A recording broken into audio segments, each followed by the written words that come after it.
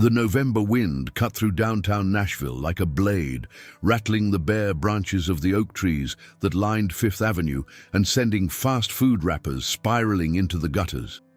It was the kind of cold that didn't ask permission, the kind that crawled under your coat collar and settled into your bones before you even realized it had arrived. The city smelled of exhaust and fried food and something else. Something harder to name, the particular electric charge that only appeared on nights when something big was about to happen. Cassidy Harlow stood in the middle of the sidewalk outside Bridgestone Arena and looked up at the marquee. The letters blazed white and gold against the dark sky. REBA MCENTIRE.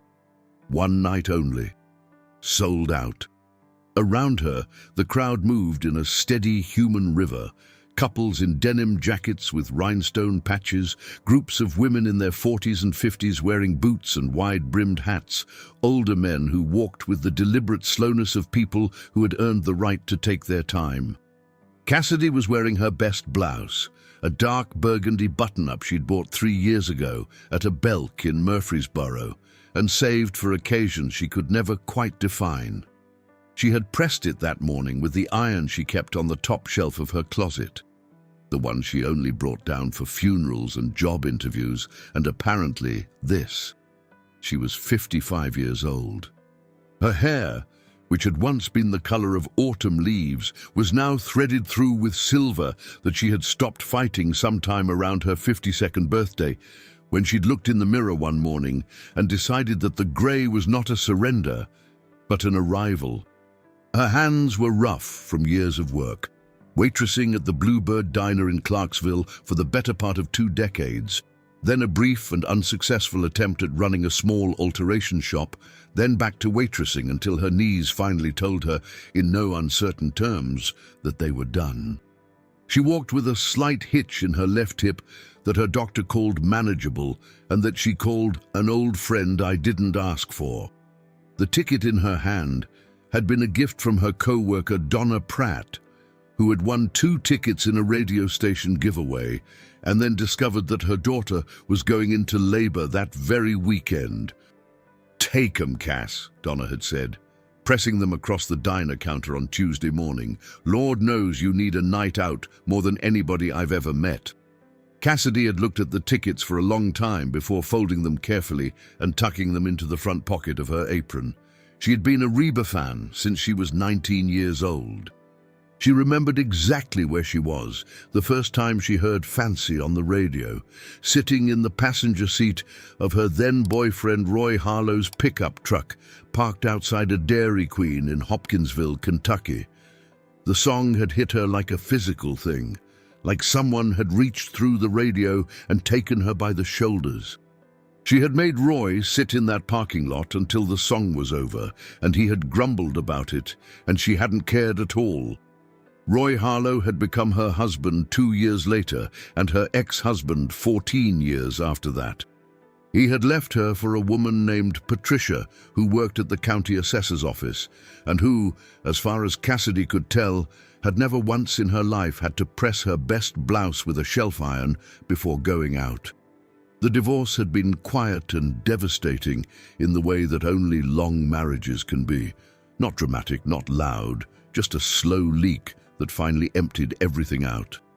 They had one son, Brett, who was 31 now and worked in logistics in Memphis, and called her on Sundays with the careful reliability of a man who loved his mother but wasn't entirely sure what to say to her. Cassidy had not been to a concert since 1998. She found her seat in row 14 center section, close enough to see the stage clearly, but far enough back that she felt the comfortable anonymity of the crowd around her. The arena filled slowly, then all at once, the way arenas always do, as if everyone agrees at the last possible moment to stop being outside. The lights dimmed, the roar began. And then REBA MCENTIRE walked out onto that stage in a sequined red dress, and the whole building came apart at the seams. Cassidy Harlow had not cried in public since her mother's funeral 7 years ago. She had a theory about public crying, that it was something you did when you ran out of places to put things. She had spent a long time being very careful about where she put things.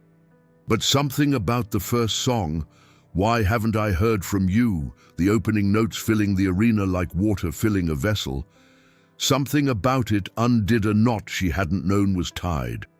She didn't sob. She didn't make a scene. She just sat in row 14 with tears running silently down her face, and she let them run, and she didn't wipe them away.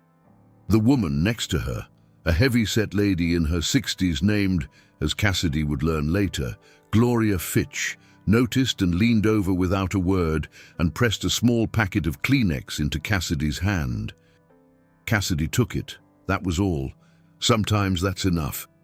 REBA MCENTIRE had been performing for over 40 years. She had stood on stages from Madison Square Garden to the Grand Ole Opry, had sung through broken ribs and food poisoning and the kind of personal grief that would have stopped a lesser person cold. She was not a woman who was easily surprised by an audience. She knew how to read a room, knew which sections were hot, which were polite, which were drunk, which were genuinely transported. It was a skill you developed over decades of doing this, a kind of peripheral emotional radar that operated just below consciousness. She noticed Cassidy Harlow in the third song. It wasn't the crying. Plenty of people cried at her shows, and she was grateful for every one of them. It was something else. It was the way the woman in row 14 was sitting completely still in the middle of a crowd that was moving, swaying, singing along. Not the stillness of detachment, but the stillness of someone who was listening with their whole body. The stillness of someone for whom this music was not entertainment, but something more essential than that. REBA had a habit, when something caught her attention, of filing it away and returning to it. She was between songs, walking the length of the stage, her band sliding into the opening notes of "Does He Love You," when she came back to the woman in row 14 and looked at her more carefully. 50-something, silver-streaked hair, a pressed blouse. Hands folded in her lap, like she was trying to hold herself together. REBA had been doing this long enough to know when a person in an audience had a story. Everybody had a story, of course, but some stories announced themselves. She made a decision in approximately 3 seconds, which was about 2 seconds more than she usually needed. She pointed. "You," she said into the microphone, and the word boomed across the arena, and 14,000 people turned to look at the woman in row 14. "Yes, you, honey, the lady in the burgundy blouse. Would you come up here with me?" Cassidy Harlow's first thought was, "She doesn't mean me." Her second thought, when the spotlight found her and the crowd parted around her like water, was, "Oh, she means me." The next 60 seconds were a blur of sensation, the usher appearing at her elbow, the gentle but insistent pressure of a hand at her back, the steps up to the stage that seemed simultaneously too many and not enough, the heat of the lights hitting her face like stepping out of an air-conditioned building into a July afternoon.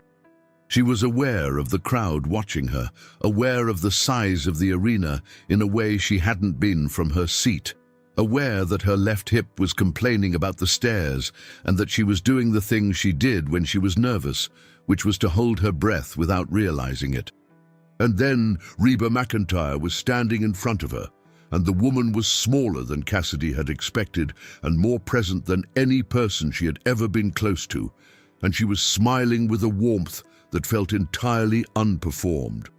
"What's your name, sweetheart?" REBA asked, holding the microphone between them. "Cassidy," she said. Her voice came out steady, which surprised her. "Cassidy Harlow." "Well, Cassidy Harlow," REBA said, and the crowd cheered at the sound of the name. "I've been watching you down there, and I have to ask, do you sing?" The arena went quiet in the specific way that arenas go quiet when they sense something real is about to happen. 14,000 people held their collective breath. Cassidy looked out at that crowd. She looked at the lights and the cameras and the enormous screens on either side of the stage, where her own face was being displayed in high definition, every line and wrinkle and streak of silver visible to the world. She thought about the last time she had sung in front of anyone, a church choir, 20 years ago, before life had gotten too complicated for church and choirs and things like that. She thought about Roy leaving, and her mother dying, and her knees giving out, and all the years that had passed in the unglamorous, unwitnessed way that most years pass for most people. She looked at REBA MCENTIRE. "I used to," she said. REBA smiled. It was not a polite smile or a performance smile. It was the smile of someone who recognized something. "Well," she said, "let's see if it's like riding a bicycle." She nodded to her band, and the opening notes of Fancy began to play. What happened next would be described in approximately 472 separate articles over the following 2 weeks. It would be watched 63 million times on YouTube by the end of the month. It would be discussed on morning talk shows and late-night programs and country radio stations, from Nashville to Los Angeles to a truck stop outside of Billings, Montana, where a night dispatcher named Pete would watch the clip on his phone 3 times in a row and feel, without being able to articulate why, that something important had just happened in the world. Cassidy Harlow opened her mouth and she sang, not tentatively, not apologetically, not in the careful, reduced way that people sing when they're afraid of being heard. She sang the way you sing when you have been not singing for 20 years and the dam finally gives way. Her voice was not a young voice, and it was not a polished voice. It had lived in it. The way a house you've actually inhabited looks different from a house that's been staged for sale. There were decades in that voice. There was Clarksville, Tennessee, and a Dairy Queen in Hopkinsville, Kentucky, and 14 years of a marriage and 14 years of what came after. There was her mother's face, and Brett's Sunday phone calls, and the particular silence of an apartment at 2 in the morning when you can't sleep, and there's nowhere to put anything. The crowd did not cheer. Not at first. They went so quiet that the technicians in the sound booth would later say they had never in their combined 40 years of live event production heard an audience of that size make so little noise. And then, all at once, they came apart. REBA MCENTIRE stood to the side of the stage and watched, and she did not sing, and the tears that appeared in her eyes were not performed, and the 14,000 people in Bridgestone Arena were on their feet before the first chorus was over, and Cassidy Harlow stood in the center of a spotlight that had never been meant for her and sang every single word of Fancy, like she had been waiting her whole life for someone to turn it on. Cassidy woke up in her apartment in Clarksville at 6:47 in the morning to the sound of her phone vibrating itself off the nightstand. She lay on her back for a moment in the gray November light, staring at the water stain on the ceiling that she had been meaning to report to her landlord for 3 years, and tried to remember if the previous night had been real. The evidence suggested that it had been. Her burgundy blouse was hung carefully on the bathroom door, which she only did with clothes that needed to go to the dry cleaner. Her left hip ached in the specific way it did when she'd been on her feet too long. And her phone, which she had retrieved from the floor and was now holding 6 inches above her face, showed 47 missed calls, 312 text messages, and a notification from an Instagram account she hadn't checked in 2 years, informing her that she had gained overnight 214,000 new followers. She set the phone down on the mattress and looked at the ceiling again. "Okay," she said to no one. The texts were from numbers she didn't recognize, from Donna Pratt, from her neighbor, Mrs. Kelleher, who was 78 years old and had apparently stayed up until 1 in the morning watching the video, and from Brett. Brett had sent 4 messages, which was unprecedented. The first said, "Mom, I just saw the video." The second said, "Are you okay?" The third said, "Call me." The fourth, sent at 2:15 in the morning, said, "I'm serious. Call me when you wake up. I don't care what time it is." She called him first. He picked up on the first ring, which was also unprecedented. "Mom." His voice had that particular quality it got when he was trying to sound calm and wasn't quite making it. "Are you okay?" "My hip hurts," she said. "Those stage stairs were steeper than they looked." A pause. "I'm being serious." "So am I." "I'm fine, Brett." "There are news vans outside your building," he said. "I looked it up on Google Maps." Cassidy sat up and looked at her window. The curtains were drawn. She considered standing up and opening them and decided against it. "How many?" "I counted 3 in the street view, but that's from—" "Mom, that's not the point." "How are you?" "I don't entirely know yet," she said honestly. "Ask me again in a few days. The news vans were in fact outside. There were 4 of them."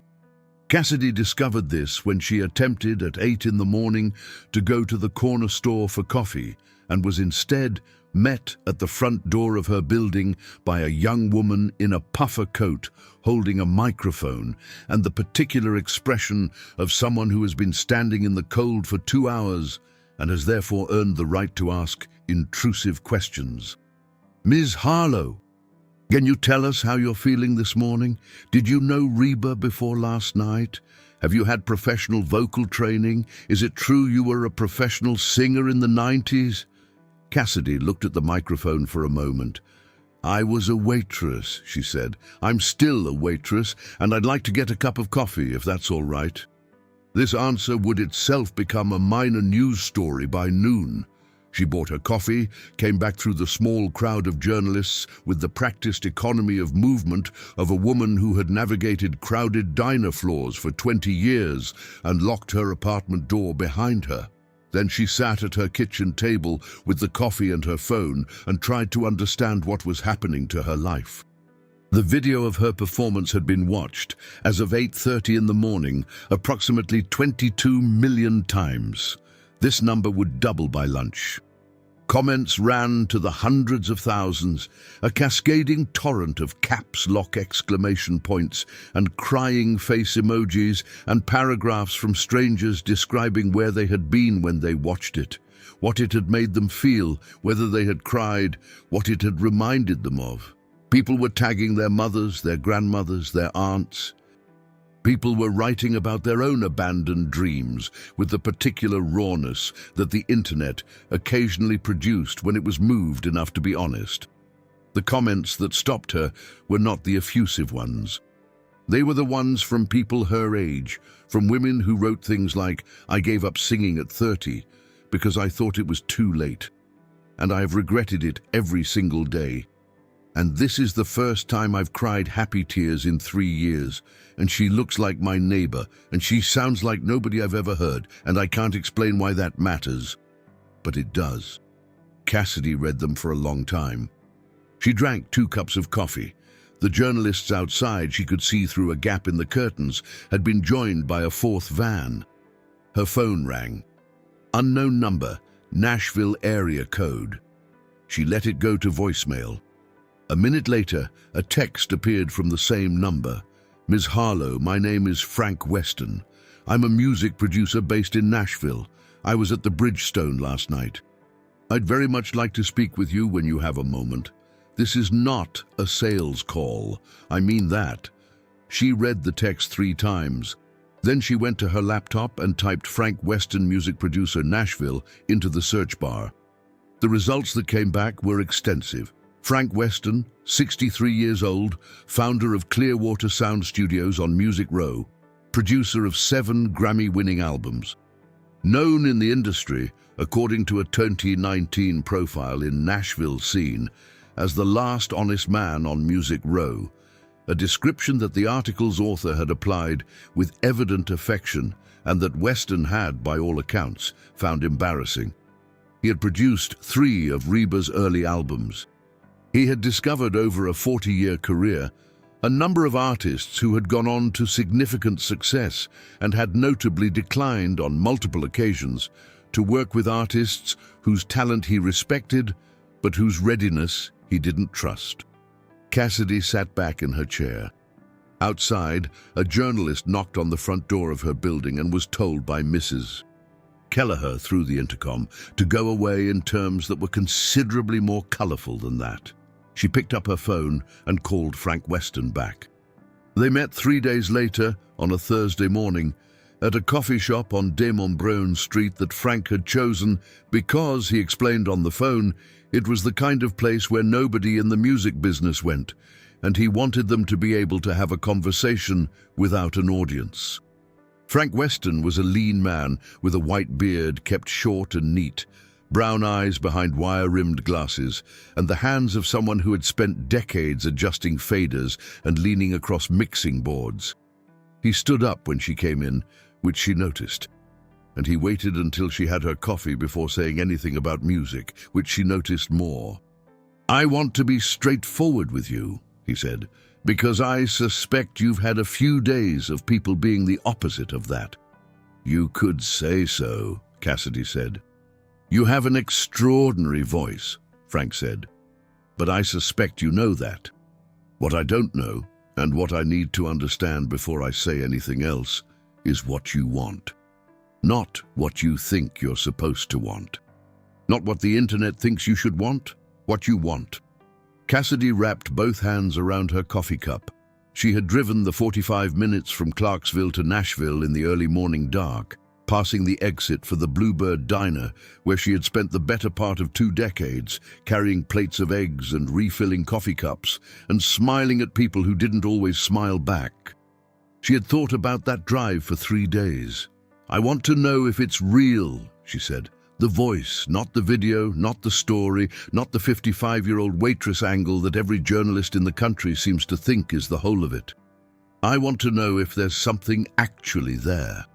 Frank looked at her for a moment with the careful attention of a man who listened for a living. "There is," he said simply. "That's why I called." "Okay," she said. "Then I'll hear what you have to say." Frank leaned forward. "Here's the honest version. You have 2 paths in front of you right now. The first one will be offered to you by about 15 people in the next 2 weeks. Maybe already has been. It's fast, it's loud, and it'll treat you like a moment.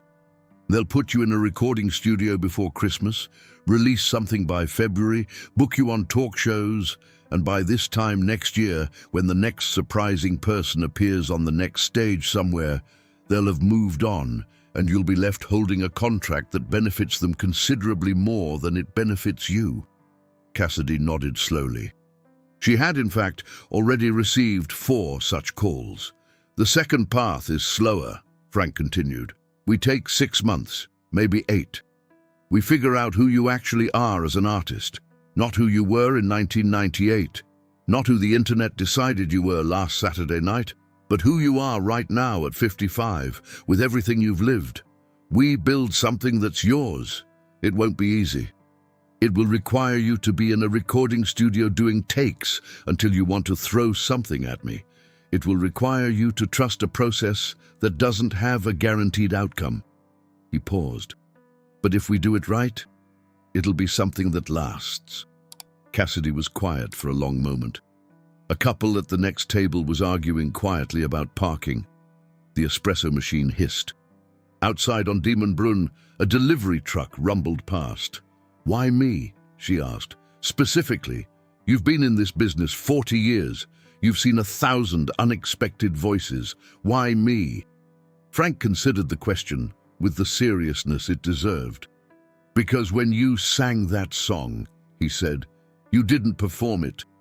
You reported it, like a journalist who was also the story. There is a very small number of singers in the world who do that, and most of them spent their 20s learning how to do it. You just did it naturally, at 55, on a stage you'd never been on, in front of 14,000 people." He shook his head slightly. "That's not technique, that's not luck. That's something you've been building your whole life without knowing it." Cassidy looked down at her coffee. Something in her chest was doing something she didn't have a name for. "I need to think about it," she said. "Of course," Frank said. He slid a card across the table, plain white, just his name and a phone number. "Take whatever time you need, but I'd ask you not to sign anything with anybody else in the meantime." She took the card. "I'll try." She was halfway back to her car when her phone rang. She looked at the screen. Brett. "Hey," she said. "How'd it go?" His voice was careful in the way it always was when he was trying not to sound worried. "He's a serious person," she said.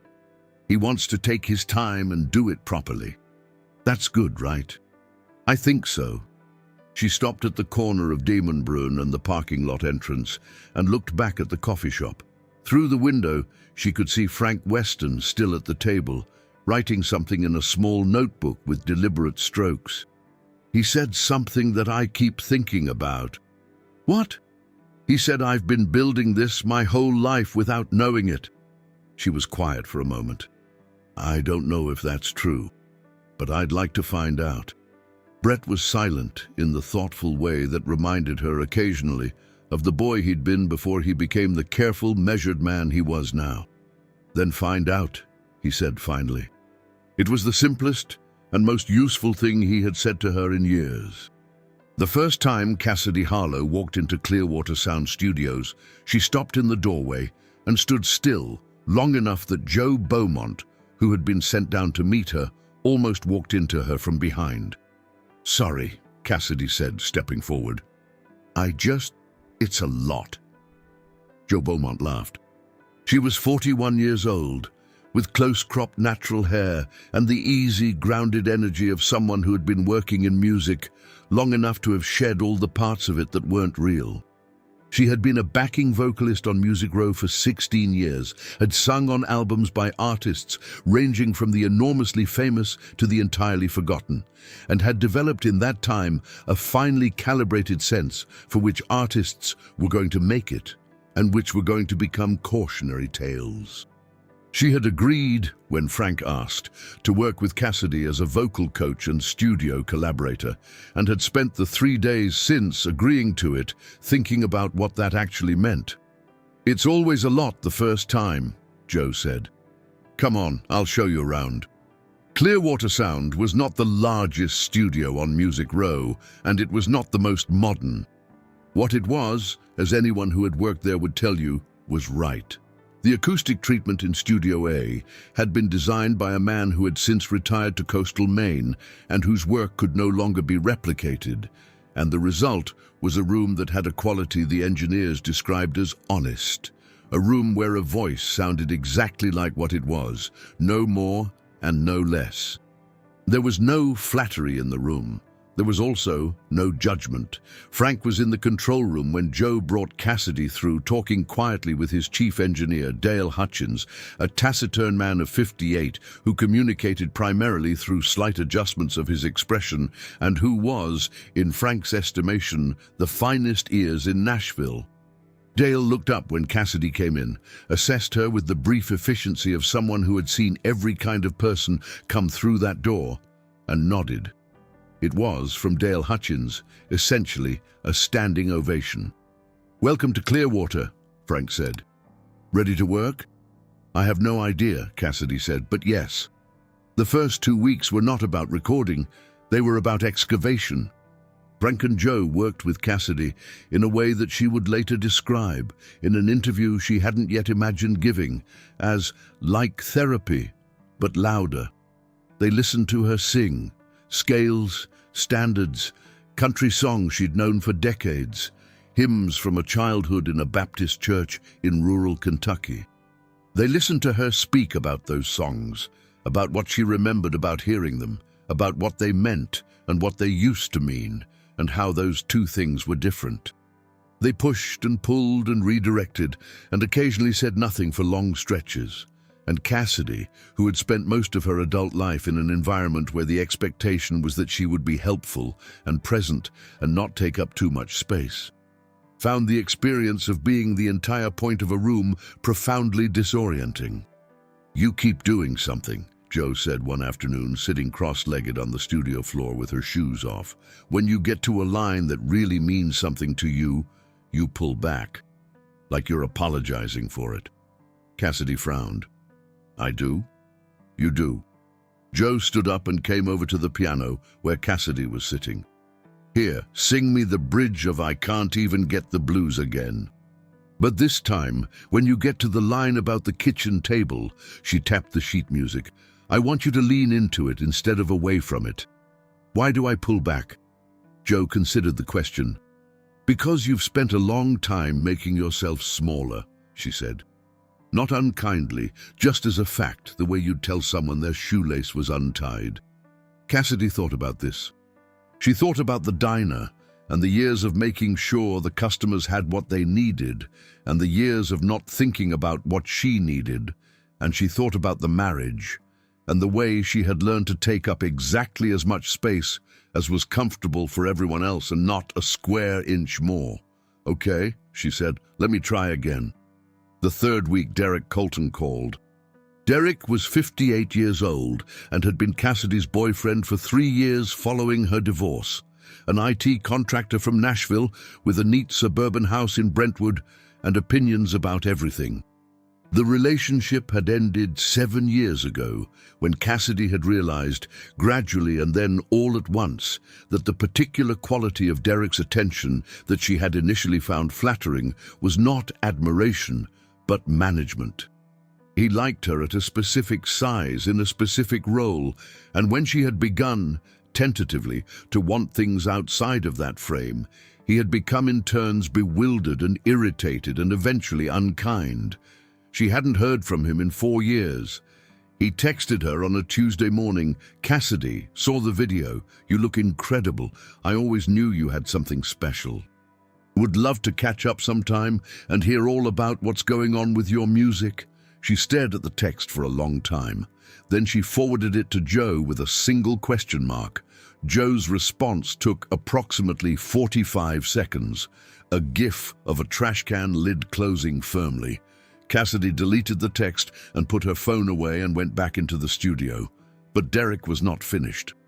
He called the following Thursday, and when she didn't answer, he called again, Friday, and then on Sunday, he showed up at her apartment building in Clarksville in the late afternoon, standing on the sidewalk with his hands in his pockets and an expression she recognized, the specific expression of a man who had decided that his interpretation of a situation was more important than the other person's. She saw him through the curtains.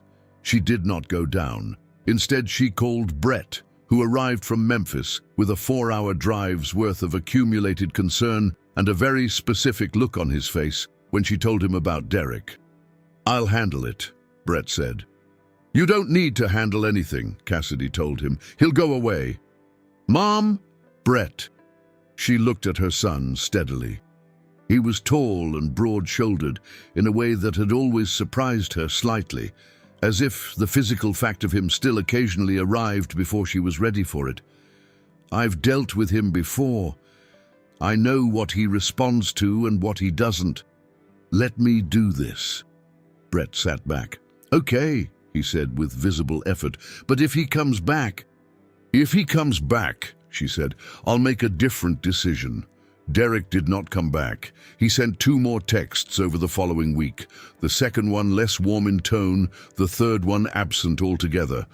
And then he was silent, and Cassidy returned her attention to what it had been on before he interrupted it.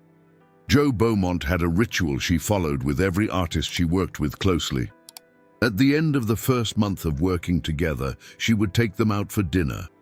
Not a music industry dinner, not a meeting disguised as a meal, just actual dinner at a restaurant she liked. And she would ask them one question. If you had to describe, in 3 sentences or less, the thing you most want to say with your music, what would it be? She took Cassidy to a Thai place on Charlotte Avenue on a Wednesday evening in late December, and over green curry and spring rolls, she asked the question. Cassidy was quiet for a long time, long enough that a less patient person than Joe would have elaborated or redirected. Joe waited. I want to say that it counts, Cassidy said finally. The ordinary version. The life that doesn't look like anything from the outside. The years that nobody filmed or documented or remembered. The Tuesdays. She paused. I want to say that those count, that the person who lived them counts, that it's not too late for that person to say so. Joe sat with that for a moment. That, she said quietly, is an album. January arrived in Nashville with ice on the roads and a story that refused to die. Cassidy Harlow was, by the first week of the new year, no longer simply a viral video. She had graduated, or been promoted, or been conscripted, depending on how you looked at it, into something the media called a cultural moment, a phrase she found both flattering and vaguely threatening, like being told you'd been elected to a committee you hadn't applied to join.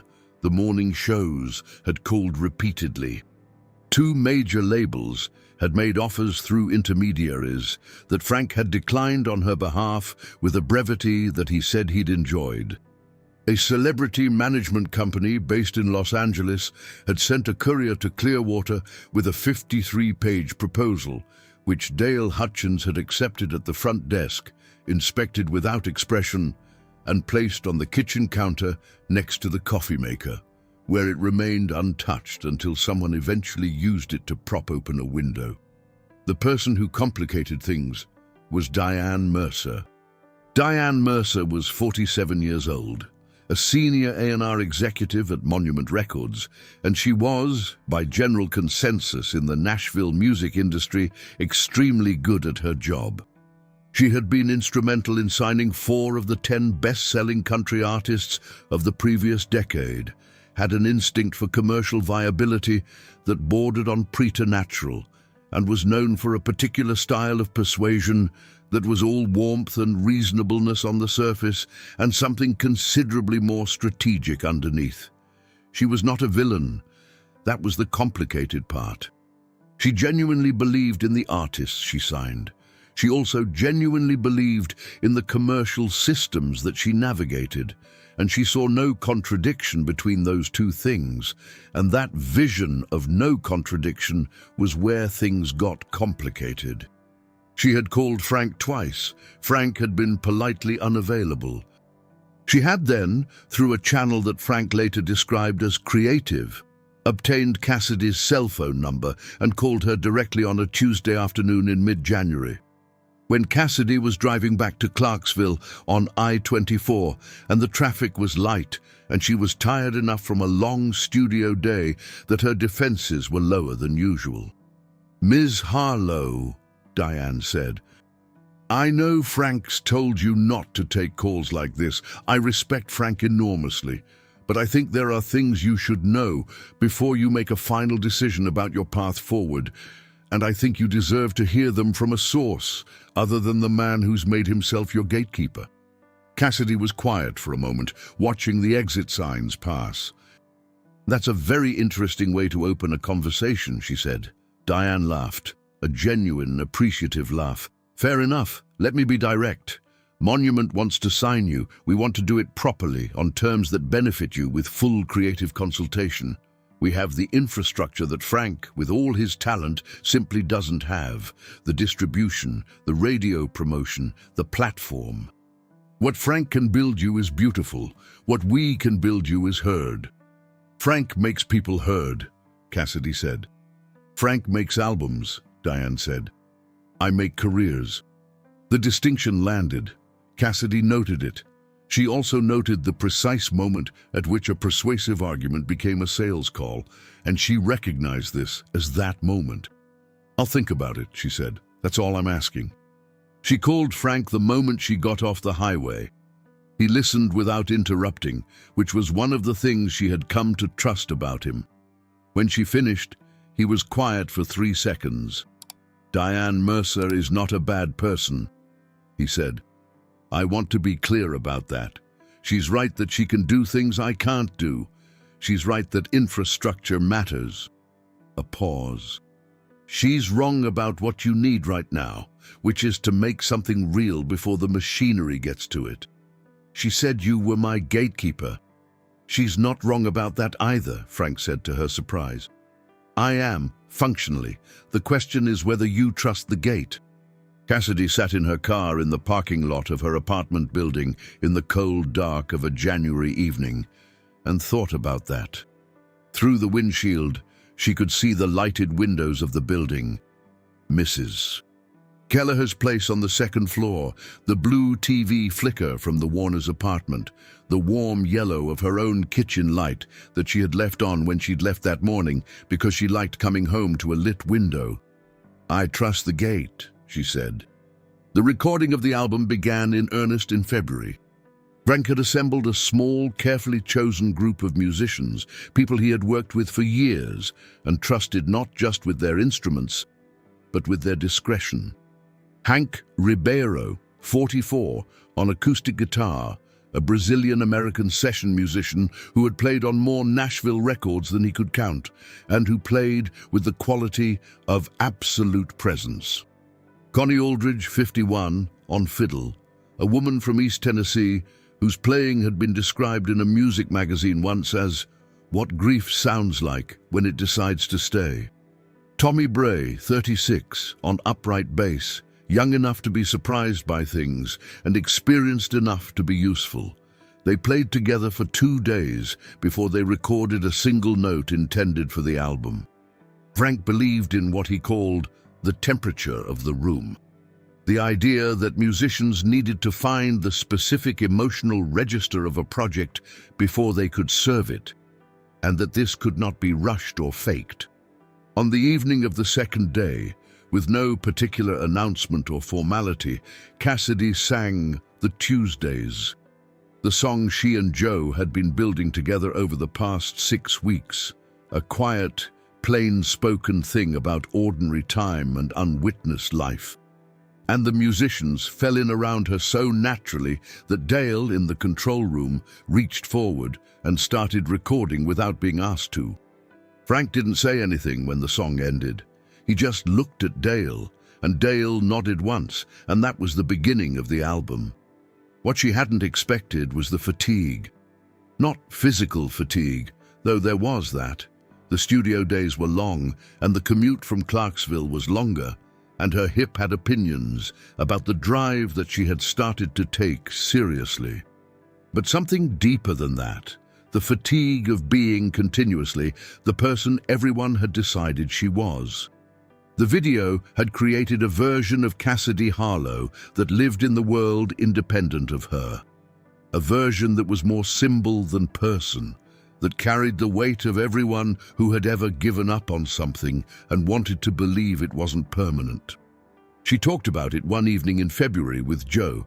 They were sitting in the lounge area of Clearwater after a long session, shoes off, the remnants of takeout containers on the coffee table, the building quiet around them. "I don't want to be a symbol," Cassidy said. "I want to be a person." "You can be both," Joe said. "But you're right that it's harder than people think." She was quiet for a moment. "The people who are responding to you, they're not wrong about what they see. They're seeing something real. The problem is they're seeing their version of what you mean, and that version is about them as much as it's about you." "How do you carry that?" Joe thought about it. "You don't carry it," she said. "You put it down. Every day you put it down. You come in here and you make the thing that's yours, and you let it be about the music, and you let everybody else figure out what it means to them." She looked at Cassidy steadily. "The music is the thing that's actually yours. Everything else is commentary." Cassidy nodded slowly. "When did you figure that out?" "Year 8, Joe said, "after I nearly quit." "What stopped you?" "A session producer told me I was the best singer in the room and would never be the most famous one, and asked me if that was enough." She smiled. "I said yes, and I meant it, and I've been fine ever since." Cassidy was quiet for a while. Through the studio's high windows, the Nashville skyline was a smear of light against the February dark. "I think I could mean it," she said finally.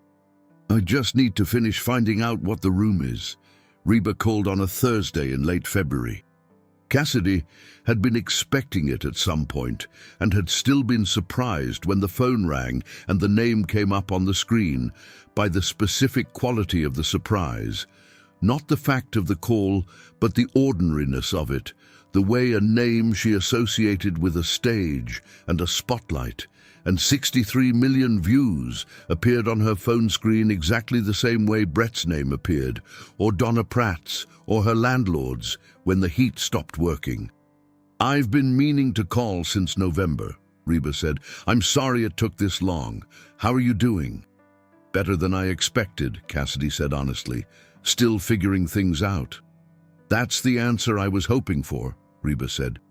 "The people who have it all figured out make me nervous." A pause. "Frank tells me good things about what's happening in the studio." "Frank talks to you?" "Frank talks to me about approximately nothing. He said, and I quote, 'She's working hard and the sessions are going well.'" From Frank, that's a sonnet. Cassidy laughed. It was the first time she had laughed without thinking about it in longer than she could remember. "I want to say something," Reba said, "and I want to say it plainly because I think you're the kind of person who prefers that." A brief pause. "What happened that night? Me calling you up, the song, all of it. I need you to know that I didn't plan it. I noticed you because you were listening in a way people don't usually listen, and something in me said that mattered. I don't know exactly what I expected to happen. I know it wasn't that." "I know," Cassidy said. "I also want you to know," Reba continued, "that whatever happens with the album and the label situation and all the rest of it, that moment was yours. You did that. I just handed you the microphone." Cassidy sat with that for a moment.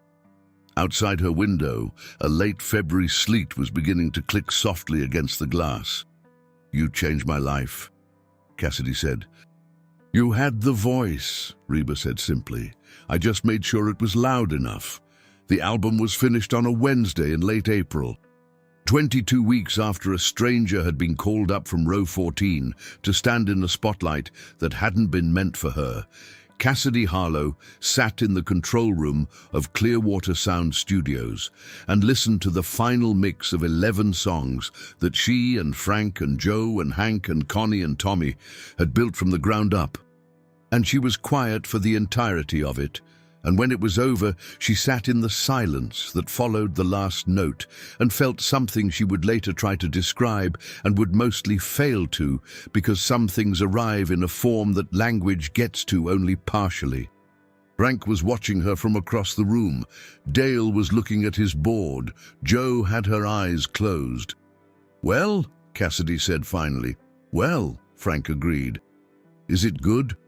Frank considered the question with his usual seriousness. "It's honest," he said. "In my experience, that's better." The release of the album, titled simply The Tuesdays, was announced in May and scheduled for a Thursday in July. The announcement itself became a news event, which was both gratifying and faintly absurd, and Cassidy navigated the press cycle with the assistance of a publicist Frank had recommended named Greta Hollins, a sharp, dry-humored woman of 53 who had a gift for translating Cassidy's plain-spokenness into media-friendly packages without stripping it of the quality that made it worth translating in the first place. The reviews, when the advance copies went out in late June, were the kind that made Frank read them twice and put his phone down quietly and go make a cup of coffee and stand in the kitchen thinking. The Nashville scene called it a record that sounds like the truth, which makes it unusual in a genre that often settles for the beautiful lie. A national music publication ran a cover story with a photograph of Cassidy that she initially objected to. It had been shot in the parking lot of Clearwater on a grey April morning, her hair down and uncoiffed, wearing her regular coat, no makeup. And then, on consideration, decided was exactly right. The headline said, "The woman Nashville wasn't expecting." Diane Mercer sent flowers and a note that said, with what appeared to be genuine grace, "You made the right call. I'm glad you did." Brett drove up from Memphis for the album release show.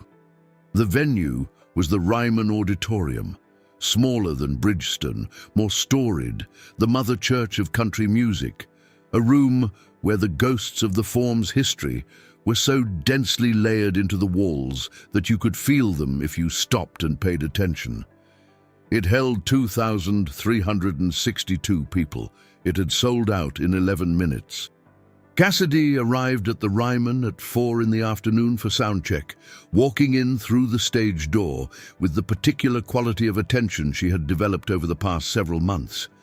The practice of noticing where she was, of not rushing through the moments that mattered in order to get to the moments she thought would matter more. She walked out onto the Ryman stage alone, before the crew had finished setting up, and stood at the center of it in the afternoon light that came through the high church windows, and she looked out at the empty pews. She thought about row 14. She thought about her mother, who had taught her the first song she had ever learned, an old hymn from a Baptist church in Kentucky, whose name she still knew by heart. She thought about Roy Harlow and the Dairy Queen in Hopkinsville, and Fancy on a truck radio. She thought about the diner and the years and the knees and the shelf iron and Mrs. Kelleher pressing Kleenex into the hand of a stranger at a concert because that was what you did. She thought about the comment from the woman online who had written, "The person who lived those years counts." She thought, "I am trying to say so." Brett found her in the dressing room an hour before the show, sitting in the chair in front of the lighted mirror in the way she'd seen performers sit in movies, and that she had now, improbably, become a person who actually did. He came in and sat on the small couch against the wall, a battered green velvet thing that looked like it had been in that room since the 1970s, and possibly had. And for a minute, they just sat in the comfortable silence of two people who had known each other a long time. "You nervous?" he asked. "Yes," she said. "Good nervous or bad nervous?" She considered it. "The kind that means it matters," she said. Brett nodded. He looked at her in the mirror, not the way he usually looked at her, with the careful, measured concern of a son managing his worry, but with something simpler and older than that. The way a person looks at someone they love when they are watching that person become more fully themselves. "Dad called," he said. Cassidy met his eyes in the mirror. "What did he say?" "He saw the announcement about tonight. He said..." Brett paused, finding the exact phrasing. "He said he always knew you could do it." Those exact words. Cassidy was quiet for a moment. The lighted mirror was very bright. "What did you say?" "I said I thought it would have been more useful for him to know that when it might have made a difference." He paused. He didn't have a great response to that. "Brett." Her voice was measured but not cold. "I know," he said. "I know. It's not my call to make. It isn't." She looked at her own reflection, the silver-streaked hair, the face that had accumulated its years honestly, the burgundy blouse she had decided to wear again tonight because it felt right to close the circle. "But for what it's worth, I appreciate it." He almost smiled. He had her eyes, Brett did, the same particular shade of hazel that caught the light in the same way, and when he almost smiled, it was the face of the boy she had been raising by herself since he was 11 years old, and it was also the face of the man he was now, and she loved him with the same fierce, ordinary, irreducible love that she had loved him with every single day in between, on all the Tuesdays when nothing happened that anyone filmed or documented or remembered. "Go be great," he said. Joe found her backstage, 10 minutes before she was supposed to walk out. "Ready?" "More than I expected," Cassidy said. Joe put her hands on Cassidy's shoulders, a brief grounding pressure. "Lean in," she said. "Remember, not away." Cassidy breathed in, breathed out. Somewhere beyond the curtain, 2,362 people were settling into their seats in the mother church of country music. And the lights were going down, and the sound of the audience going quiet was building into the particular silence that only exists in the seconds before a performance begins. The silence that is not an absence of sound, but a collective holding of breath. She thought of Frank in the control room the first day saying, "There is something you've been building your whole life without knowing it." She thought of REBA, You had the voice. I just made sure it was loud enough." She thought of the woman in her apartment on a November morning, sitting at her kitchen table with 2 cups of coffee and a phone she hadn't answered yet, looking at a water stain on the ceiling and saying, to no one in particular, "Okay." She walked out onto the stage. The Ryman went quiet. Not the polite quiet of an audience waiting for a performance to begin, but the other kind, the kind that means something. The kind that only happens when a room full of people sense, collectively and without being told, that what they are about to witness is not a performance exactly, but a reckoning. Cassidy Harlow stood at the center of the Ryman stage and looked out at the full house and said nothing for a moment, just stood there, in the lights, present. Then she spoke, without a microphone, and somehow, because the Ryman is the Ryman, and it was built for voices, and some buildings remember what they're for, the words carried. "I used to be a waitress," she said. The audience laughed warmly, recognizingly. "I still am, technically. I just have a Thursday night off." Another laugh. Then she nodded to Hank, and the guitar came in, and she opened her mouth and she sang. She sang the Tuesdays first. Then she sang the one called Clarksville, and the one called After Roy, and the one called My Mother's Hymn that she'd been saving for last, and then decided, at the last minute, to save for second to last, because she wanted to end with something that looked forward. She sang with the full weight of everything she had, and without apology, and without pulling back, and the audience of 2,362 people in the Ryman Auditorium received every note of it with the sustained, reverent, full-body attention of people who recognized that they were being told the truth. In the third row, Gloria Fitch, the woman from Bridgestone, who had driven 4 hours from Bowling Green, Kentucky, because when Donna Pratt had posted on Facebook asking if anyone wanted a companion for the drive, Gloria had said yes before she'd finished reading the post. Gloria Fitch pressed a packet of Kleenex into the hand of the stranger sitting next to her, and the stranger took it, and neither of them looked away from the stage. The last song was called Row 14. Cassidy had written it in early March, in her apartment in Clarksville, at 2 in the morning when she couldn't sleep.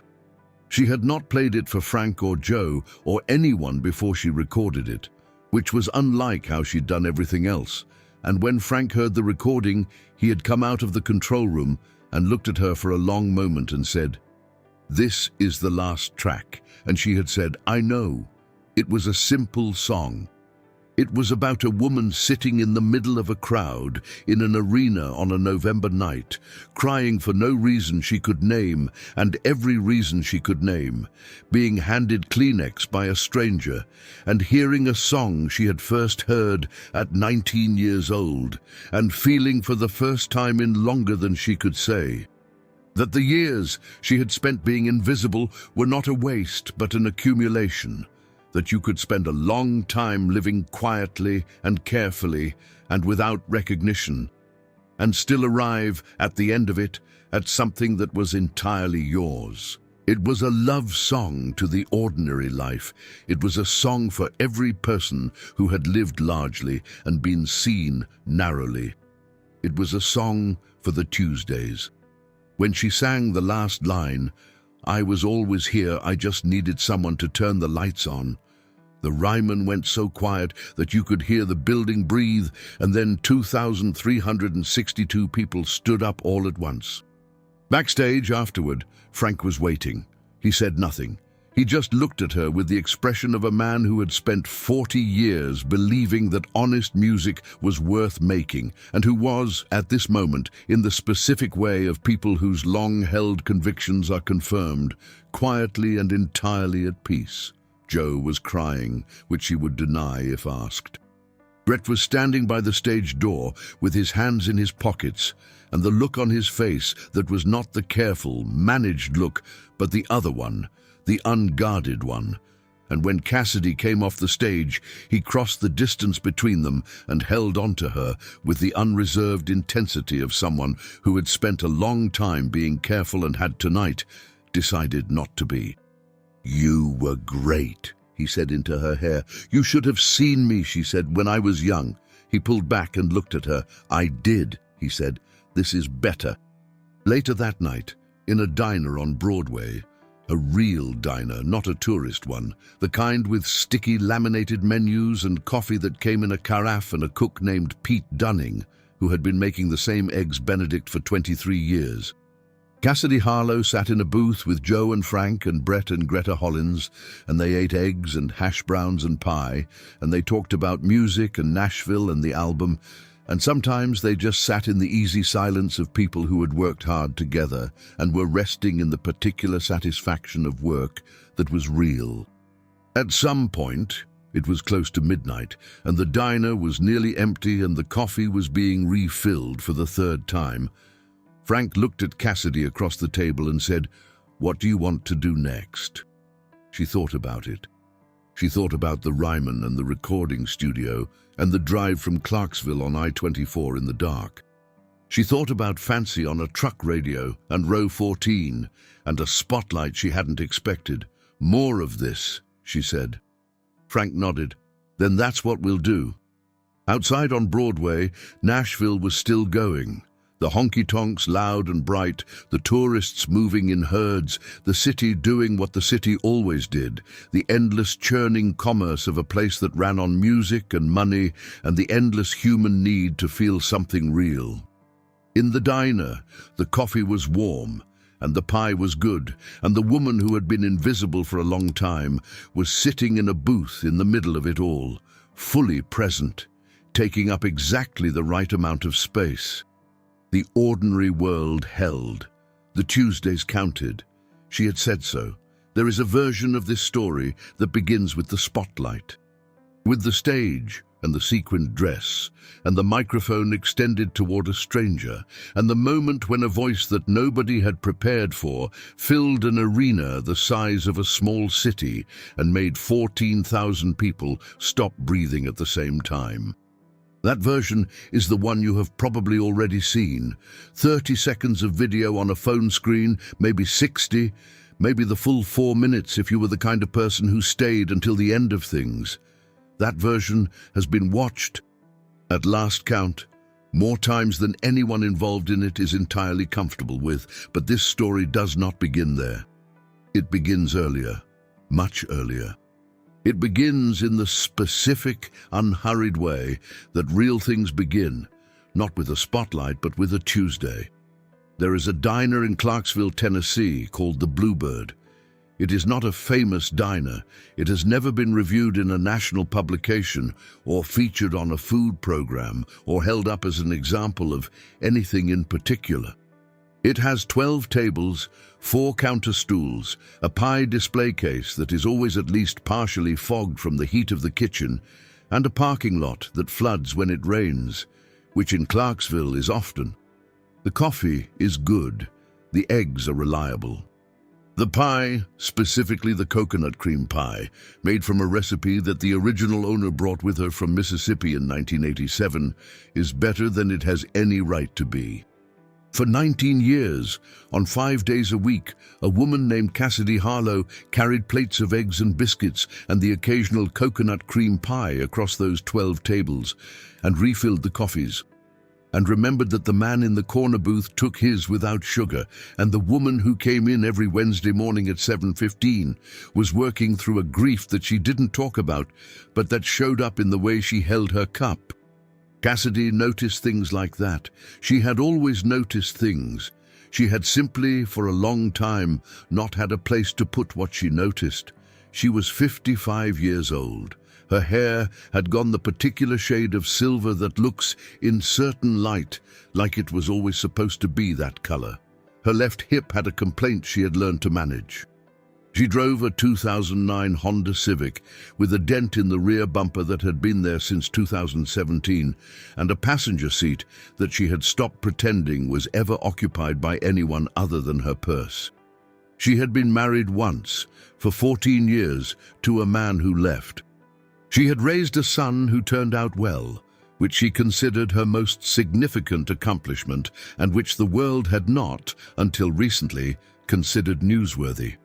She had sung in a church choir until life made it complicated, and then she had not sung, and the not singing had accumulated over 2 decades the way silences accumulate, slowly and then all at once, until you can no longer remember what the room sounded like before it went quiet.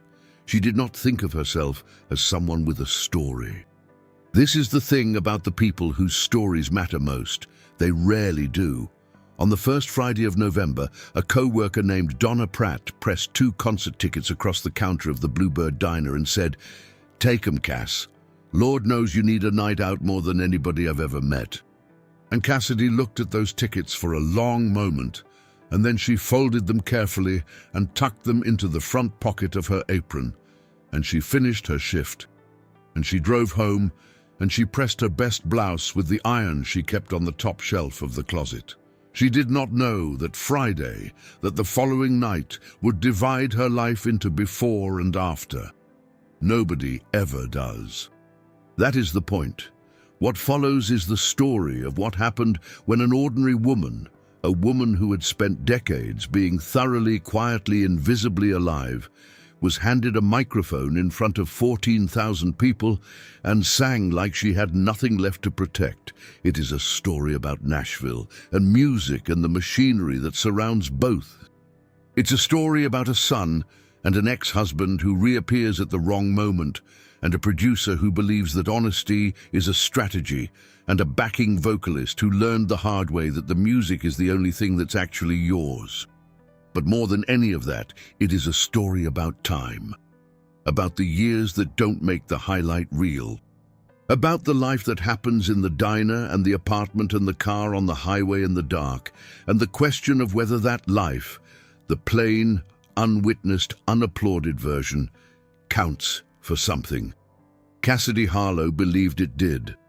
She was about to say so, in front of everyone.